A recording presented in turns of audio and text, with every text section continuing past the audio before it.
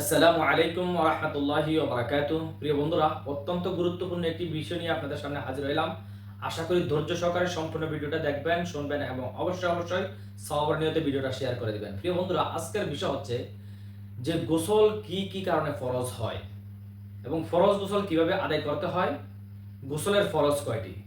তো প্রিয় বন্ধুরা, ভিডিওটি অত্যন্ত গুরুত্বপূর্ণ। আশা করি ধৈর্য সহকারে সম্পূর্ণ ভিডিওটি দেখবেন এবং অবশ্যই সওয়াবের নিয়তে শেয়ার করে দিবেন।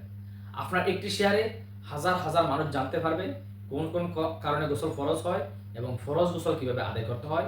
যদি সঠিক নিয়মে যদি ফরজ গোসল আদায় না করা হয় তাহলে কি কি ক্ষতি হবে সেই বিষয়ে আজকের ভিডিওতে তুলে ধরবো ইনশাল্লাহ। ধৈর্য সহকারে ভিডিওটি দেখবেন এবং অবশ্যই সওয়াবের নিয়তে শেয়ার করে দিবেন। তো প্রিয় বন্ধুরা, যাই হোক, আমাদের সর্বপ্রথম জানতে হবে কি কি কারণে গোসল ফরজ হয়। গোসল ফরজ হওয়ার অনেকগুলা কারণ রয়েছে। তার মধ্যে থেকে একটি হচ্ছে স্বামী স্ত্রীর সহবাসের মাধ্যমে গোসল ফরজ হয়ে যায়। এর মধ্যে আমাদের অনেকেই ধারণা করে থাকি স্বামী স্ত্রীর সহবাস করার সময় তৃপ্তি সহকারে সহবাস করলে গোসল ফরজ হয়। আবার অনেকেই ধারণা করে থাকি যে বীর্য বাহির হওয়ার পর গোসল ফরজ হয়। না ভাই, এমনটা নয়। তৃপ্তি সহকারে সহবাস করার প্রয়োজন নাই এবং বীর্য বাহির হওয়ার কোনো প্রয়োজন নাই, তার অনেক আগেই গোসল ফরজ হয়ে যায়। সেটা হচ্ছে পুরুষের যখন লিঙ্গের মাথাটা, সুপারির মতন মাথাটা, ওইটা যখন স্ত্রীর লজ্জাস্থানে পৌঁছে তখনই গোসল ফরজ হয়ে যায়। এ একটা। আরেকটা হচ্ছে যে মহিলাদের মাসিক ঋতুস্রাব থেকে পবিত্রতা অর্জনের জন্য গোসল করা ফরজ।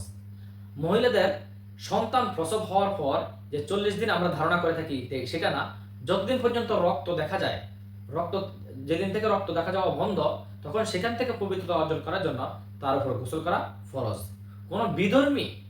কোন বিধর্মী যখন ইসলাম ধর্মে প্রবেশ করে তখন তার উপর গোসল করা ফরজ। আমি অনেকগুলা কারণ বলছি, এমন আরো অনেকগুলা কারণ আছে গোসল কার কার উপর ফরজ হয়। তো যাই হোক প্রিয় বন্ধুরা, এখন আসেন জেনে নেই ফরজ গোসল আমরা কিভাবে আদায় করব আর সঠিক নিয়মে আদায় না করলে কি কি ক্ষতি হতে পারে। ফরজ গোসল আমরা আদায় করার নিয়মটা হচ্ছে, আমরা সর্বপ্রথম যখন আমরা গোসলখানায় যাব, কাপড় চোপড়ে, পোশাকে অথবা শরীরে যেই সমস্ত স্থানে নাফাকি লেগে থাকে, অর্থাৎ আমরা যখন স্ত্রীর সহবাস করবো তখন আমাদের লজ্জাস্থানটা আমরা সর্বপ্রথম পরিষ্কার করে ফেলবো, ধুয়ে ফেলবো।